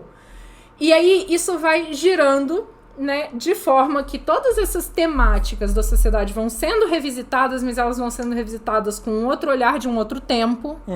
Então, por isso que a gente sempre vê ondas de conservadorismo e ondas de liberalismo se intercalando, né, nessa forma espiral. E eu gosto muito, muito dessa interpretação do Marx, porque para mim ela reflete muito o que é a evolução da história. E até onde eu me lembro, nenhum outro historiador, né, de teorias da história, de história do pensamento histórico, contradiz isso totalmente, sabe? A partir do momento que o Marx disse isso, por mais que os pensadores da construção do conhecimento histórico criem variações a esse respeito, ainda é uma das formas mais aceitas de se encarar, né, a evolução, muito entre aspas, da sociedade. Por causa do distanciamento temporal, por causa das mudanças dos paradigmas e porque em algum momento alguém vai desenterrar aqueles absurdos de novo, isso vai ganhar força. Só ver o tempo atual. E isso precisa voltar a ser combatido, sabe? Sim, mas eu acho que... Né? Sempre vai ter que lutar com as mesmas coisas. Exato, sim. Por isso que a gente fala que a luta contra o fascismo, ela é uma luta constante. E o fato de, em alguns momentos, parecer que o fascismo tá adormecido, como, por exemplo, quando a gente estava no ensino médio, era impensável que a gente fosse ver movimentos neonazistas acontecendo. Hoje em dia a gente tem gente fazendo continência nazista, a gente tem pessoas andando com suástica no braço, a gente tem o cara lá que fez o fundo da piscina numa suástica, daí mandaram ele cobrir, ele transformou no 88, que é outro símbolo nazista, e daí a gente tem membros do governo tomando leite e fingindo que ajeita a gravata, fazendo o símbolo de white power, sabe? Tipo, coisas que a gente achava que era impossível a gente ver de novo, voltaram a ressurgir num comportamento, e é um comportamento que, enfim, pelas nosso contexto, né, atual, tá sendo reforçado. E é por isso que o combate... Mas impensável, né? O combate, ele é incessante, né? E é justamente você descansar deste combate que permite que essas coisas voltem. Nossa, a gente tá muito atrasado no chat. Me parece até a próxima. Para antediluvianos, peraí. Sim, também é a opção, mas não é a única. É o de acordar o monstro e fuder com tudo. Essa de acordar e consumir tudo e acabar sendo destruída. Caramba, Tati, sua mãe é o que a gente chama de babadeira. Não, minha mãe, ela é muito... Overpower, assim. E ela tem uma capacidade de aprendizado que pra mim é meio assustadora. Sim. Sabe? Pra mim, tipo, com o meu cerebrinho jovem, a capacidade de aprendizado da minha mãe sempre foi meio espantosa. Sim. William, eu ainda adicionaria o caráter de maldição do vampirismo ao psicológico. Se toda noite seu corpo se refaz pra ficar mais parecido com o momento que você foi abraçado, a mente também seria puxada em direção ao ponto em que ela havia puxado naquele dia também. Uma eterna briga para mudar a mente, assim como seria para mudar o corpo. Eu acho que sim e não. Porque em alguns momentos é citado que vampiros que são abraçados crianças podem ter alguma evolução, então o cérebro evolui. Não, existe um problema... E a gente tá falando de biologia versus psicologia. Existe um problema também. Lógico. Ótimo, se é puxado por aquele momento, você não tem como ter memórias. Verdade. Novas. E se você consegue, então, se lembrar de qualquer coisa depois do abraço... É verdade. Você já tá mudando seu cérebro de algum jeito. Sim, faz sentido. Sim. Pra mim, esse é o problema lógico dessa informação. Sim. De fato. Sim. É terrível, mas sim. Tá. Sim, exato. Max, Shrek, Drácula, total. Lagírios. E assim, eu acho que se for pensar do ponto de vista prático pra tudo, essas histórias nem sequer rolariam, né? Sim. Então, a gente tá muito atrasado. Nossa, a gente tá muito... Meu Deus! Hello, Ventru! Sorry! We're glad to have you here. No. We are a little behind the chat because I extended myself just a little bit on some historical explanations. No. So, we are very, very, very behind. No. mas um ancião nunca pensaria assim, ok, então não vai ter história. Depende. Eu acho que as nossas histórias são muito baseadas no fato de que as mentes dos anciãos evoluem assim como eles, sabe? Na verdade, acho que cria mais história ainda, na verdade, né? Sim. I'm a Toreador. And we have another Ventru in the chat, Ale. He is our most... awesome Ventru we know to now. Okay. We love him. Here's the best. The bestest Ventru in the Brazilian community. Yes. Sim. Nananana. Royalty com as royalties, nossa, que lindo. Sim. Revolução Francesa em Godemodion, tanto que é Robespierre também. Perdeu a cabeça, justo. Gente, manifestos, você é um doce. Nossa, eu amo manifestos. Ou seja, nenhuma revolução aconteceu. Então, elas acontecem, mas elas acontecem de forma, né, de tipo, que existe uma evolução muito curta. O Unia tá trolando nós só. Fã da Camarilla dizendo que não gosta de revoluções, bem esperado. Né? Eu me entreguei. Fã da Camarilla não gosta de revoluções, gosta de dizer que não gosta de água molhada. Nossa, gente, Cristo amado, a gente se perdeu muito, velho. A minha crônica... Iru, olá! Olá! O Aniru. Da hora. O Iru. Sim. Na minha crônica, eu uso o marxismo-leninismo para os anarcos se organizar. Guarulhos de cidade livre, desde então a revolução funciona assim, as informações é que não chegam aqui. Da hora. Faz muito sentido. Nem membro, nem cainita, camarada. Da hora, gostei. Revolução Francesa fracassou justamente porque era burguesa. As socialistas negam tudo que a Tati disse duraram e mudaram a vida do povão.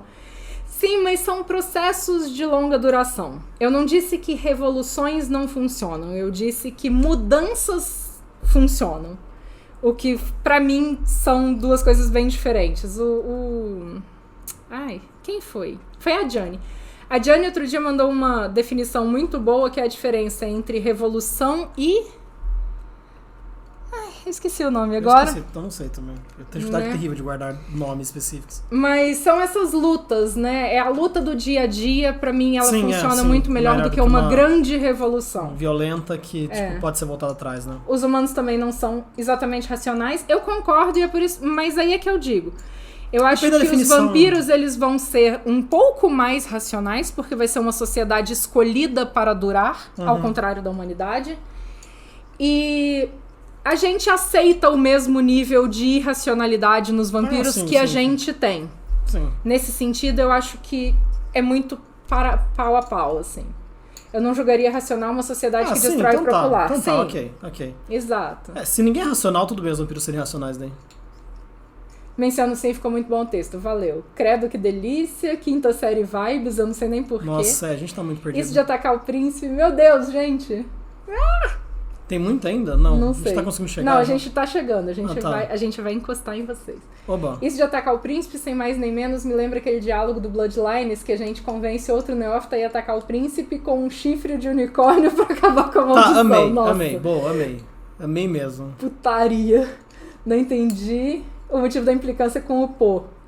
Não, é porque o Bolsonaro só fala Pô o tempo todo. Primeiro, que é uma gíria aceitável, e segundo, que é uma Teletubby fofíssima. Ligaram a tecla SAP. Às vezes a gente liga. Meio com defeito, assim, mas a gente liga. Chegamos! Na minha London by Night, o Sabá foi sucedido no ataque ao Elysium, no Principado, propositalmente. Lajeiros, você vai... Tá trolando nós. Você tá fazendo chat sorrir. Fork. Principado propositalmente como um chamariz. Cacete! Por que a rolagem não parou? Não sei. Né? Como um chamariz para que o conclave, que também estava acontecendo na cidade, pudesse acontecer sem problemas. Esse ponto é um ponto que eu acho muito legal. De você... A crônica do Bruno, tipo, é uma que me traz muita curiosidade. Oi, Ale, Oi, Ale, tudo bom? Tudo bom? Tempo, não é mesmo? A gente achou que não ia dar pano pra manga? Não. A gente achou que ia ter que enrolar essa porcaria. A gente falou, não, porque se a gente terminar esse trecho, a gente pode voltar lá em cima e pegar um outro trechinho legal sobre finalização. E estamos aqui há quase 2 horas. E a Tecla sabe porque tem um conhecido nosso que vira e mexe, aparece aqui, só que ele não fala português. Sim. Né? Daí a gente tenta se comunicar em inglês. Né? Muito mal. Vocês estão presos no teorema de Zenão para alcançar o chat. Os jogadores não sabiam e o sistema foi muito bem alocado para que alguns anciãos detestáveis pudessem ser mortos justificadamente. Olha, eu adoro a ideia de matar anciãos detestáveis. Nikolai Critias. Inclusive, recomendo. Nikolai Critias. Se quiserem matar NPCs detestáveis, Chicago. Eu voto nesses 2 aí. Sim. Quase cometi a malignidade diabólica de falar que vocês estavam mutados nos últimos minutos. Nossa, William, eu ia ter um treco. Mas vocês fizeram tanto pra alcançar o chat que seria ida certa pro inferno da minha parte. Tá que nem o Efraim, que ele tem um nick diferente aqui. Nossa, Aí eu falei, não, o fulano é o Efraim. Daí eu é o Efraim. Aí ele perguntou no chat, que Efraim? Eu fiquei, ai, caceta. Eu tô confundindo as pessoas, mas não, nossa, eu tava cara, só trolando a gente. Essa do William ia ser matadora. Né? Nossa, eu ia ter um treco, William. Ia ter um treco. Né? Eu ia falar, a gente se vê na tipo, segunda, até próxima semana, falou. Tá, que eu não vou conseguir repetir tudo que eu falei mesmo. Sim, nem faz sentido mais. Sabe? Só esquece. Deixa pra lá, galera. Obrigado. Sim. Obrigado por vocês estarem aqui até agora, na verdade. Tipo, escutando a gente mutado por 10 minutos. Quer dizer, não escutando, no caso. Christ. Fodeu só, né, velho? Tá, tem um tempo pra gente parar? É tempo só nisso, até o exemplo, não é? Eu queria fazer até aqui, né? Ah, tá. Mas sim, sei lá. Eu acho que a gente pode deixar o plano pra sessão pro futuro. Podemos, vai. Gente, eu vou terminar, eu juro, é uma coluna de texto. Tá. Talvez você não saiba se um personagem dos jogadores quer ser ele próprio o príncipe ou se quer elevar seu camarada personagem secundário para a posição. É uma escolha mais esperta. Sim. A escolha tem grande impacto no jogo e gera oportunidades para um bom início explosivo para a próxima sessão. Ou seja, a cabeça do príncipe rolou. Né? Como regra geral, a menos que você realmente saiba o que está fazendo, evite cenas que deixem a trama em suspenso. A energia deste tipo de final de sessão se dissipa entre os jogos. Por isso, o melhor é jogar todos os eventos dramáticos no final e não no começo. Interessante, eu acho que quase dane-se, mas sim, entendo o poder dramático que isso tem. Sim. Mas eu acho que quase que... E eu acho que depende também o tamanho do intervalo entre as sessões. Ah, sim, pode ser, verdade. Que eu acho que quando o tempo é muito longo, isso realmente é meio prejudicial, porque perde aquela vibe. Sim, mas se você tem tempos curtos... Sim, se você tem tempos curtos, isso na verdade trabalha a seu favor, porque faz os jogadores ficarem ali, tipo, conspirando e conjecturando a respeito do andamento. Sim. Né? Oh meu Deus, que tesão é esse em matar o príncipe. Sim, eu agiro isso, mas realeza só serve pra isso. A gente deixa pra próxima e sim, vejamos o exemplo. Tá bom, beleza então. Gente, eu vou encerrar para o YouTube, porque senão esse vídeo vai ficar eterno. Vai. Mas a gente volta pro chat. Tá. Pessoinhas lilicas, youtubicas, lilitubes que nos seguem por aqui. Muito obrigada pela companhia de vocês. Hoje foi o caos. Eu não vou nem dizer pra vocês deixarem um comentário sobre algo específico. A caixinha de vocês falam o que vocês quiserem aí embaixo e a gente tenta responder quando a gente conseguir. Sim, que pela experiência própria tá difícil, a gente confessa. Comentários simples eu respondo instantaneamente. Agora, comentários que exigem raciocínio têm levado um pouco mais de tempo. E é isso, muito obrigada. Façam aquelas coisas que vocês sabem que vocês podem fazer. Sim. Não subvertam o sistema e deixem o like de vocês, seguem o canal, compartilhem o vídeo e etc e tais. E a gente se vê na próxima. Diga tchau, Lilica. Tchau, Lilica. Tchau, Lilica.